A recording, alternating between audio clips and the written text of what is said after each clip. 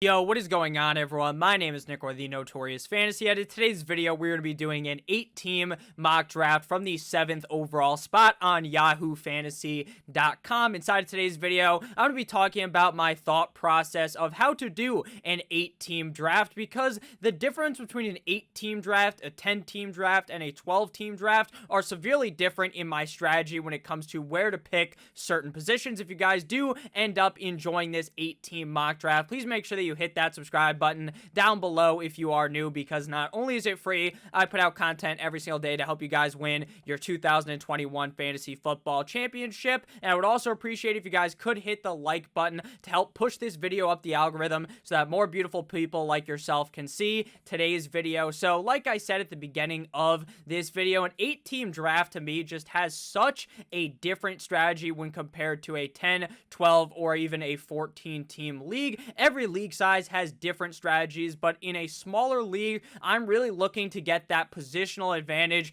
at the tight end position. I would not even hate drafting a guy like Travis Kelce at like the 6th or 5th overall spot, because I just know week in and week out, I'm going to have that positional advantage at tight end, and I feel like Travis Kelce is just super duper safe, and everyone is going to have a stacked roster. So those positions, basically the biggest position where there's a huge disparity in points from the number 1 player compared to the number 8 player at that position, is the tight end position. So I want to go ahead and solidify that position early, whether that is drafting Travis Kelce inside of the 1st round or in the 3rd round selecting a guy like Darren Waller, even if that is a bit of a reach in an 8-team league, because I want to solidify the tight end position so that I can get that very strong positional advantage, because I know my running backs are going to be stacked. I know my wide receivers are going to be stacked. You can even make an argument to reaching on a quarterback to get that quarterback, but personally, I don't feel like there's too much of a difference between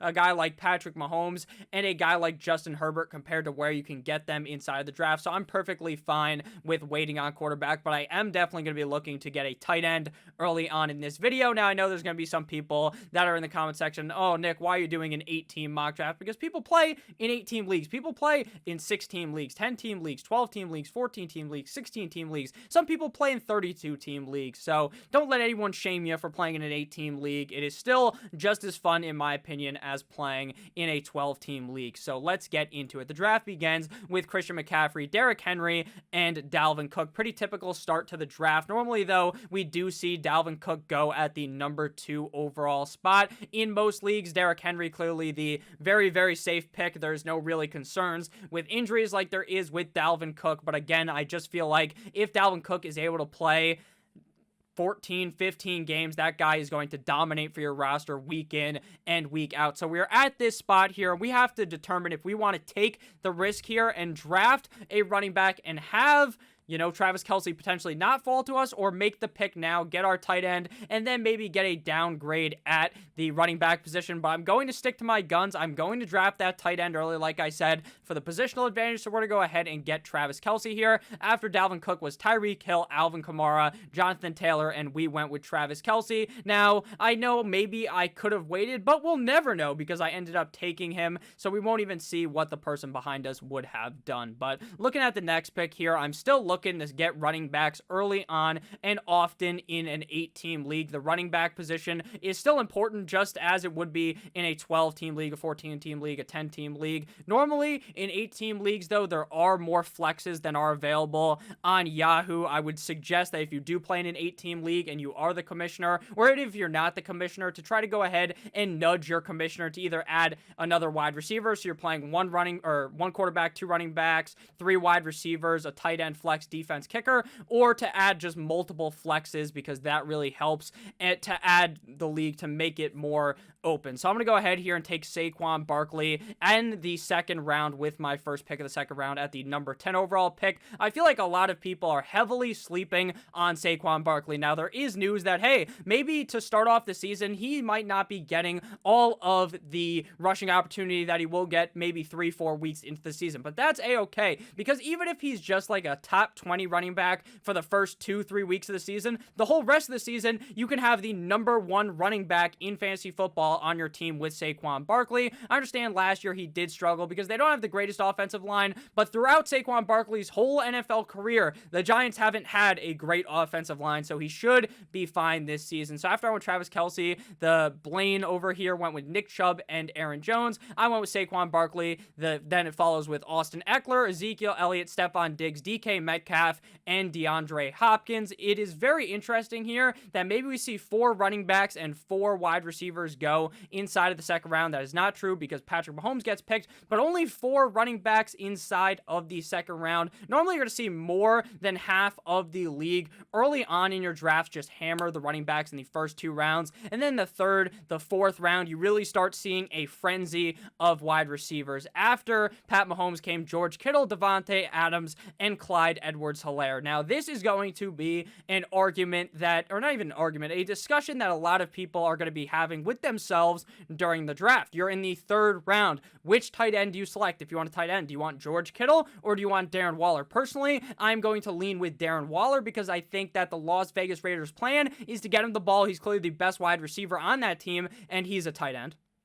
So that's a huge boost for him. George Kittle's in more of a crowded room, and I believe that George Kittle also isn't necessarily destined to get a lot of targets if they switch it up to Trey Lance. So we're back up on the board here, and we're probably going to lean running back again, and we're going to go with Antonio Gibson, a very NFC East start to the draft with obviously Antonio Gibson and Saquon Barkley. Antonio Gibson is a guy that I could easily see being a top 10, even a top 5 running back in fantasy football for 2021. And yesterday's video, I gave a very long breakdown into Antonio Gibson and why I liked him as running back number 12, but for short, in summation, Antonio Gibson is really good because last year he put up all these pretty solid numbers, but he did it with these garbage-ass quarterbacks. To understand, oh, Nick, he's a running back. What does that change? It changes so much because now when you have a not even a consistent quarterback, but a much better quarterback in Ryan Fitzpatrick, there should hopefully be less turnovers. There should be a lot more time in the game when you have a stronger defense to run the ball out, and I believe that Antonio Gibson is the perfect package that you look for in fantasy football. He's great at toting the ball as well as getting pass catches, which is what you look for in a fantasy football. Running backs, we're back up on the board here. J.K. Dobbins and Justin Jefferson went before us, so we are going to go ahead and go wide receiver at this pick. I think that Terry McLaurin could outscore Allen Robinson. I think Keenan Allen could as well. I also think Michael Thomas could, so it's certainly a confusing pick there at the turn right there because I think that Keenan Allen should easily be a top 10 wide receiver. I think Michael Thomas could easily be a top 5 wide receiver, but I kept on talking. I kept on spitting my mouth out here, so I decided to go ahead and just elect to go with Allen Robinson. That guy is the definition of a safe wide receiver. I say he is such a safe wide receiver because he has done it with not the greatest of quarterbacks. He's done it with obviously 9-inch Nick Foles, with Kissing Titties Trubisky, as well as with Blake Bortles. So it should be pretty easy for him to put up a solid season with a Justin Fields or even an Andy Dalton to start off the season. Now, if I'm being completely honest with you, if I wasn't kind of talking too much and spoke over myself and kept on going, I probably would have picked Michael Thomas at that spot because I believe he's a better wide receiver. Same thing goes with Keenan Allen, but that's why you always got to be on your A game here. Am I mad with Allen Robinson? Not really, because I think it could really be a toss-up between those three who ends up finishing higher on the season. I like Justin Jefferson a lot as well, but he was not a part of the conversation because he already went before my pick. After Michael Thomas came Joe Mixon, Josh Allen, Darren Waller, DeAndre Swift, Terry McLaurin, and Kyler Murray. Now, the quarterbacks are going relatively quick. The second round is a little too high of a price for me to pay for Patrick Mahomes. Even if I'm really looking to get Pat Mahomes, I'm waiting until like the third or the fourth round before I'm feeling super confident and safe with taking him. Because even in an 8-team league where technically the positional advantage at quarterback is even stronger, I still don't really feel a need to reach up and take him in the second round. Maybe if you want to stack a Travis Kelce and Pat Mahomes at the 1-2 turn, you can try that, but even then, I think that is very, very ambitious. After Kyler Murray came out the board came David Montgomery, Najee Harris, and Chris Carson. David Montgomery going pretty early there ahead of Najee Harris and Chris Carson. I don't think David Montgomery is going to be bad in any sense, but I think that is definitely early, considering I could really see Najee Harris playing very well this year. Same thing goes with Chris Carson. Looking at the board right now, we already have our 2 running backs, but we could secure a flex here at the running back position. But again, don't really love any of these running backs, so we're going to elect to go wide receiver at this pick. Mike Evans, Julio Jones, Chris Godwin, Amari Cooper, Robert Woods are the big names on the board right here. And I'm going to go with Amari Cooper, wide receiver of the Dallas Cowboys. I think that Amari Cooper played so well last year with Dak Prescott when he was healthy. And the fact is that if Amari Cooper is able to stay healthy with Dak, we are going to see another amazing year out of those two if they were healthy. Because at the beginning of last season, if you guys remember, Dak was putting up these record-breaking numbers. If he played in a 16-game season, he was going to smash a bunch of records. Amari Cooper was looking like the best wide receiver out there. For the past, Amari Cooper had a lot of judgment on him, including coming from myself, because he was not consistent. But last year, he put up a very consistent year, even with the change at the quarterback position. So I'm very excited to get Amari Cooper on my team, as I think that defense still sucks, and they're going to have to be passing a lot in the game. Looking now at the board, Mike Evans, Julio, Robert Woods. I like Julio and Robert Woods the most out of those two. I think I'm going to go ahead and go with more upside in Robert Woods. I think Julio Jones could also be a top 10 wide receiver, but to me, he's not necessarily the wide receiver 1 of the Tennessee Titans like he would have been in Atlanta. Whereas in my opinion, Robert Woods is the wide receiver to draft for the LA Rams. I think there's actually a much more considerable difference between Robert Woods and Cooper Kupp than most are willing to talk about. I think that Robert Woods has also been one of those guys who's ultra safe, but I think his upside is very high this season, considering the addition of Matthew Stafford to the team and how well I think the LA Rams are going to be playing this season. After Amari Cooper came Dak Prescott and Chris Godwin. Then I went with Robert Woods, followed by Myles Gaskin, TJ Hawkinson, and Mike Evans. The tight end number 4 in fantasy football is also a very heavily debated topic. Do you like TJ Hawkinson? Do you like Mark Andrews? Or are you on board with the Kyle Pitts rookie hype train? Let me know down below. Who would you prefer to be drafting if you're looking at a tight end and Darren Waller, Kittle, and Kelsey are already off the board? Are you going to be looking for TJ Hawkinson? Are you going to be looking for Kyle Pitts? Or are you going to be looking for Mark Andrews? Let me know down below in the comment section. My answer would be TJ Hawkinson, because I feel as though this Detroit Lions offense is just going to not have the great weapons that Stafford had last year. Obviously, he's had Golladay in the past. He's had Marvin Jones. Those guys are all gone. Finito. You know, like pixie dust. It's all gone. It's a wazzy, it's a woozy. Shout out to the Wolf of Wall Street. But that's basically what it is. All those guys are gone. It's a bunch of scrubs at the wide receiver position. The best wide receiver and the guy who's going to be getting the most targets on this team is going to be TJ Hawkinson. After Miles Sanders came Julio Jones, DJ Moore, Wiki, Josh Jacobs, Adam Thielen, CeeDee Lamb, and Mark Andrews. It's also interesting to see what the difference in picks between Amari Cooper and CeeDee Lamb, because some people have CeeDee Lamb ranked higher than Amari Cooper. I think that it would really take Amari Cooper leaving for CeeDee Lamb to become the number 1 wide receiver, but maybe I'm wrong. The guy is very talented. There's a reason why he got drafted so highly in the 2020 NFL draft, and there's a reason why he had such an excellent rookie campaign. After CeeDee Lamb came Mark Andrews, Russell Wilson, and then Mike Davis. So we are now back up on the clock here. The running back that I really liked would have been Mike Davis, so I'm just going to continue to wait at the running back position. I'm not in love with the Chase Edmonds, but the problem is, am I in love with anyone past this? And I'm going to take a safer approach to my running back 3. Considering Saquon is technically a risk for the first couple of weeks of the season, I'm going to go with Kareem Hunt here. If something was to happen to Nick Chubb and he was to get hurt, knock on wood, we don't root for injuries, then Kareem Hunt would be jolted into this premier position in the NFL on a run-heavy team. Even though technically he was scoring more points on a per-game basis with Nick Chubb healthy, I still think Kareem Hunt's fine with Nick Chubb or without. Now we are back up on the board here, and there's really no running backs here that I'm super excited to draft. Looking at the quarterbacks, nothing super special here, so I'm just going to go ahead and keep bolstering this very deep wide receiver core here and go with Deontay Johnson, wide receiver of the Pittsburgh Steelers. This is around the range, rounds well, I guess we're pretty late in the draft technically, because in like a 12-team league, we'd be in like round 5, but in reality, we're in round 8. This is around the range in an 8-team league where I'm starting to take some risks. Sure, Kareem Hunt was a relatively safe pick, but a guy like Deontay Johnson is a very polarizing player for a reason. It's because there are so many outcomes that could happen with Deontay Johnson. There's the really good, that he gets a million targets like he did last year, he doesn't get kicked out of those games, and he ends up catching all those balls and playing very well. There's also the other side, the other argument, which is that, hey, Deontay Johnson can't catch the ball. He can't stay on the field. Mike Tomlin's going to be tired of the bullshit that keeps happening. He's going to continue to get benched, and Chase Claypool is going to surpass him. Juju's going to outscore him, all that. But I think more closely to option 1, where he really succeeds. He gets a lot of targets again. The Steelers are still a pass-heavy team, and Deontay Johnson leads you to win a championship. Deontay Johnson would probably start on my team if we did have multiple flexes or multiple wide receivers, which is how, like I said, your 8-team league should really be set up. Before we get into more of this breakdown, I'd like to ask if you guys have ended up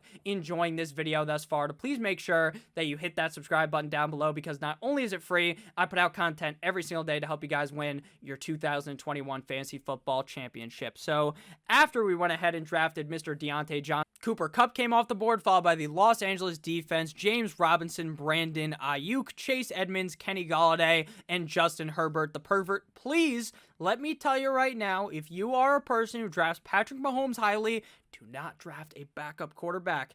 And if you want to draft a backup quarterback, I kind of understand, right? You draft them near the end of the draft. Do not draft a backup quarterback in the 9th fucking round. That makes, to me, 0 sense. You should be trying to add more depth at other positions instead of drafting another quarterback who, if Mahomes plays as good as you think he will, for the reason why you drafted him in the 2nd round, then Justin Herbert shouldn't be playing really at all on your roster unless he's on a bye. So I don't really understand that at all. After the Washington football team defense came Dallas Goedert and Odell Beckham Jr.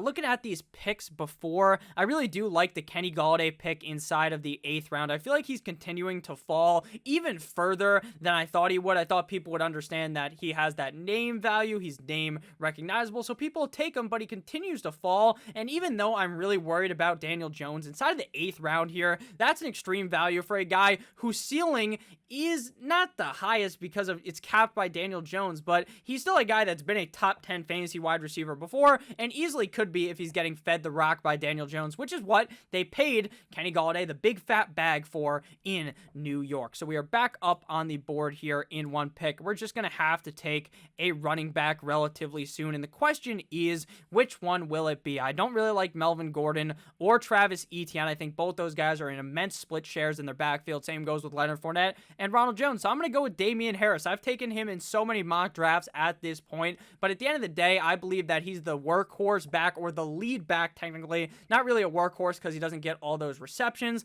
that some other running backs get, but I do believe that he is going to be a very competent running back that I could easily fill into my roster. I think he is projected way too low for what he could possibly do in 2021. Now we're going to take a high upside shot at the running back position. The wide receivers are just so deep. I'm fine drafting one of these guys later, to where I'm going to take the upside shot on Travis Etienne. Now, like I just said before, I'm not in love with drafting this running back, but I think at the 74th overall pick, that's late enough for me to warrant taking him. It really, to me, seems like a deep shot at the running back position. He was very talented out of Clemson. Trevor Lawrence gets drafted to Jacksonville. So does Travis Etienne. So there's already that connection built in. But I think that James Robinson is really going to be the 1st and 2nd down back. The question, though, is how much will Travis Etienne be used? But if he's used enough in the 3rd down role in the pass catching sets, then we really could be seeing Travis Etienne put up a solid season.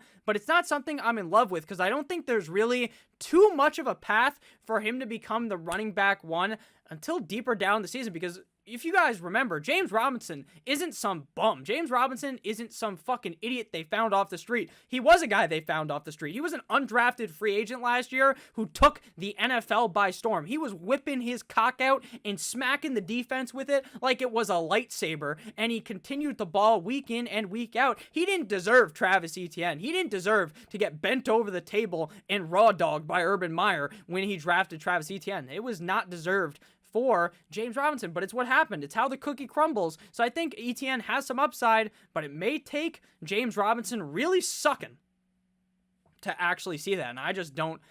I'd definitely take James Robinson over him if I'm being completely honest with you, because I think at least early on in the season, we know the role that James Robinson will be having. After I went with Damian Harris came the Steelers defense, Ronald Jones, Travis Etienne, Baltimore defense, Melvin Gordon, Chase Claypool, and the San Francisco 49ers. Later on in the video, I'm going to explain to you guys, if you are new, how I like to draft defenses, and it's not by drafting one in the 8th round, in the 9th round, the 10th round. It's about waiting till the last round, and then finding a defense that plays up against a shitty offense week 1 or an offense you think is going to struggle, and then you just slot them in for week 1, and then week 2, you know what you do if they have a tough opponent? You just release them, you let go of them, and then you add a new defense. Every single week I make videos on which defenses to be streaming, so make sure that you guys check those out. So after Chase Claypool came the 49ers defense, Harrison Bucker the fucker, and Titty Boy T. Higgins, followed by Wiki DJ Chark. DJ Chark is one of those players that I am finding it very hard to click the draft button for at this point, because I'm not too sure where he ranks amongst these wide receivers, and he just goes so much earlier than Laviska, than Marvin Jones. Marvin Jones is basically going free at the end of drafts, and he could easily be the wide receiver 1 in Jacksonville. So without seeing preseason, without seeing the training camp videos, we should see those soon. Training camp starts this fucking week, so we'll see these videos. We'll get the beat reports. Maybe Marvin Jones is the guy, or maybe DJ Chark is the guy. And then in that case, I'm fine drafting DJ Chark in the 11th round, because I think the Jaguars are going to be a pass-heavy team because the defense is very young, so they're not that good. And boom, DJ Chark as a wide receiver 1 in that offense could have top 12 potential, maybe that's a little ambitious, maybe top 18 potential, top 24, and that's great value where you're getting him. But with all of those unknowns, I'm not looking to draft DJ Chark right now. After Chark came Leonard Fournette, my old bitch lame, but my young ho coup, Raheem Mostert, Aaron Rodgers, third leg, Greg Zuerlein, and we are back up on the board again, guys. It is important to draft more running backs than wide receivers on your roster. In an 8-team league, not as important, but in a 10, 12-team league, 14-team league, make sure that you remember that when you're going to your draft. Looking at the quarterback position here, I'm still fine waiting a little bit, so I'm going to go with wide receiver Cortland Sutton at this spot for the Denver Broncos. So the reason why I like Cortland Sutton so much is in 2019, this guy had a really strong breakout season with Joe Flacco. 2020, he gets injured week 1, doesn't do all that much, but now he's in a very alright situation in Denver. The quarterback situation isn't the greatest with Horsecock Drew Lock and Teddy Two Gloves Bridgewater, but at the end of the day, he's still an excellent wide receiver in the NFL, and if Drew Lock had any smarts in him, he'd be feeding Cortland Sutton. And Jerry Jeudy struggled with drops last year. I think Jeudy could easily outscore Cortland Sutton, but at the value that I was getting him at there, I'm pretty happy with selecting him. So we are going to go ahead and get our quarterback now. The question is, what's happening with Jalen Hurts? Is he the guy there? Because I don't know, because it seemed like they might trade for Deshaun Watson. I like Tom Brady. I like Stafford. I like Ryan Tannehill. I like Joe Burrow. I like all these guys. So it's definitely a hard decision for me, but I'm going to personally lean I'm going to lean Joe Burrow in this draft. I'm starting to really like Joe Burrow, and I think he's going to skyrocket up my rankings because it's a very similar situation to the Dallas Cowboys last season with Dak Prescott, where you have a defense that sucks so much ass, so you have an offense that's going to be super high-powered and super pass-heavy. And if that is the case with Cincinnati, like I believe it is, Joe Burrow, Jamar Chase, T. Higgins, they also have Tyler Boyd. I mean, this is a pretty loaded wide receiver core. Not as good as Dallas, but still a pretty solid wide receiver core. So I think there's really good reasons to be liking Joe Burrow, especially with the fact that we didn't really see him utilize his legs too much early on last year. But later on in the season, before he obviously ended up getting hurt, he started trying to run more. We could see him try to do that and incorporate that further into his game, which is going to elevate him even further in fantasy football, because being a rushing quarterback just gives you so much upside in fantasy football. If I knew that Jalen Hurts was 100% going to be the quarterback in Philadelphia, then I may have picked him there, but I'm still pretty nervous about Hurts. I don't really feel confident when I'm drafting Hurts, whereas I do with Joe Burrow, former number 1 overall pick in 2020. After DJ Chark came Leonard Fournette. Oh, we already got that far. We got to Cortland Sutton and then Tyler Bass. Jamar Chase, I went with Joey B, followed by Jalen Hurts. Juju Smith-Schuster, the Tampa Bay Buccaneers defense. Javonte Williams, Will Fuller the 5th, Sir Will Fuller the 5th, and Zach Moss, we have more running backs than wide receivers. I believe we have, let's see, our team. This is the easiest way to look at it here. We have 1, 2, 3, 4, 5 running backs. We have 1, 2, 3, 4, 5 wide receivers. So guess who we're going to draft last? A running back. Now, the reason behind drafting more running backs than wide receivers is because typically it's pretty hard to find a running back off the waiver wire that you can just throw into your lineup. Whereas a wide receiver, in an 8-team league especially, a lot of these guys are going to go undrafted down here that are easily going to be in your lineup, that could easily substitute in your lineup week in, week out. So I'm fine going ahead and just drafting another running back here, hunting for upside. And there's a lot of high upside picks here inside of the 13th round before we go with our defense and our kicker. I'm honing in here on either Michael Carter or Trey Sermon, the 2 rookie running backs. I think Trey Sermon's in a better situation technically because that team runs the ball more, but realistically, Michael Carter has the higher chance of being the running back one off the get-go, so it's really a coin flip there. I like Gus Edwards as well. I'm going to go with Michael Carter. I personally have him ranked ahead of Trey Sermon, but that is definitely an interesting debate to talk about between those 2 rookie running backs. So now up on the board here, we're definitely just going kicker and defense. Probably going to snag our kicker first, and hopefully we can get my boy Rodrigo. You sunk my Blankenship. He looks like Rodrigo Blankenship does not look at all like an NFL player, and that's what's so awesome for him. He wears those fucking weird-ass glasses that you can see on your screen right now. I just love it. He's just seems like a real fun guy. So we're going to go ahead and draft Rodrigo Blankenship, and then for our defense, we're going to draft a defense playing a not-so-hot offense week 1, but I haven't done that research yet. There will be a video out in a couple of weeks with that research telling you who to draft for week 1, but I don't have that information right now because I don't view it as super important right now when we are weeks away from your fantasy draft. And we are about to be up on the board here. I'm going to pick my defense, but I do want to talk about the other picks down here because I do think they are still pretty important to discuss. I'm going to go with the Denver Broncos, but again, I just don't really care about which defense I'm picking right now on July 19th, but I will care come time in August when I'm doing my actual draft. So picks down here that I find pretty interesting: Robert Tonyan, Logan Thomas. I think both of those guys could be very good, but I think they could also be forgotten tight ends that 3 years from now, you're like, who the fuck were those guys? Not necessarily who the fuck were those guys, because you're going to remember the seasons that those guys had, but in your head, you're like, why was I convinced that they weren't one-hit wonders? I could easily see that happening. I do like Mike Gesicki a lot, though, but ahead of those guys is a little bit risky in my mind. I really like Trevor Lawrence as a last-round pick, as a later pick in fantasy drafts, because I think he definitely has top 10 potential for the same reason that I was talking about with Joe Burrow, how they have a really solid offense, not the greatest defense, and are going to have to be passing the rock a lot. That sets up Mr. Trevor Lawrence for a lot of success. So here's our final roster. We got Joe Burrow, Allen Robinson, Amari Cooper, Saquon Barkley, Antonio Gibson, Travis Kelce, and Robert Woods. Our bench is comprised of Kareem Hunt, Deontay Johnson, Damian Harris, Travis Etienne, Cortland Sutton, and Michael Carter. So this is quite the star-studded roster. Every single team in an 8-team league is going to have that all-star team, but the fact that we have Travis Kelce is what's going to take us above and beyond to potentially win this league. Again, I draft all of these mock drafts like it's a serious league, so I'm trying to win even though it's not a real league. Also getting Saquon Barkley that late in the draft, not even like super late in the draft, right? It's in the 2nd round. It's pick overall 10, 11, wherever we got him, but it's still such a big steal when you think about the fact that he could easily finish as a top 3 running back like he has done in the past. So thank you guys all so much for watching this video. I hope you ended up enjoying my 8-team draft strategy. I will be doing more 8-team drafts in the future. Once we get to August, there's a mock draft every single day, plus an additional video. So make sure that you guys are subscribed for that. I love you guys all. Make sure that you stay safe. Have a great rest of your guys' day. As always, goodbye.